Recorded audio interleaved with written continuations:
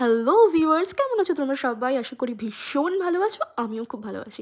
তোমাদের সাথে একটা ছোট্ট ব্লগ ভিডিও শেয়ার করছি। ঘড়িতে বাজে 5টা 14 রবিবারের সকালে আমি ঝটপট করে স্নান সেরে রেডি হয়ে চলে এলাম। আমি যাচ্ছি পুজো দিতে পাতালেশ্বর মন্দিরে। পাতালেশ্বর মন্দির মুর্শিদাবাদ জেলার কাশিমবাজারে অবস্থিত। তাহলে তোমাদেরকে একটু বলি, এবার কাশিমবাজার তোমরা কী করে পৌঁছবে যদি পাতালেশ্বর মন্দিরে পুজো দিতে চাও। কলকাতা স্টেশন বা শিয়ালদা স্টেশন থেকে যে কোনো মুর্শিদাবাদে আসার এক্সপ্রেস বা লোকালে করে তোমরা চলে আসতে পারো কাশিমবাজার স্টেশনে। সেখান থেকে 2 কিলোমিটারের মধ্যেই মন্দিরটি।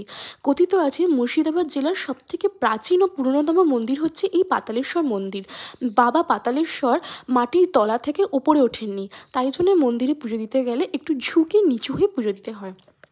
আমি ট্রেনে উঠে গেছি। আমার ট্রেন ছিল হাজারদুয়ারি এক্সপ্রেস। যেহেতু আমি এক্সপ্রেসে ছিলাম আর এক্সপ্রেস কাশিমবাজার দাঁড়ায় না, তাই জন্য আমি বহরমপুর স্টেশনে নেমেছি। আমার ট্রেন যথারীতি 10টা 15-র মধ্যে বহরমপুর স্টেশন নামিয়ে দিয়েছে। ওখান থেকে একটা টোটো রিজার্ভ করে আমি পৌঁছে গেছি 4 থেকে 4.5 কিলোমিটার ডিস্টেন্সের পর কাশিমবাজারে বাবা পাতালেশ্বর মন্দির। দেখতেই পাচ্ছ মন্দির প্রাঙ্গণটা কিন্তু ভীষণ পরিপাটি করে সাজানো আছে। খুব সুন্দর ফুলের বাগান আর অসাধারণ মনোমুগ্ধকর পরিবেশ, আর এত শান্ত যে তোমার একবার না আসলে তুমি বুঝতেই পারবে না। আর এই যে ভিউটা দেখতে পাচ্ছ, এটা হচ্ছে গঙ্গা নদী। একদম গঙ্গার তীরবর্তীতেই এই মন্দিরটা গড়ে উঠেছে। নদীটার জলটা এখন একটু শুকিয়ে গেছে, তাই জন্য এরকম চড়া পড়ে গেছে।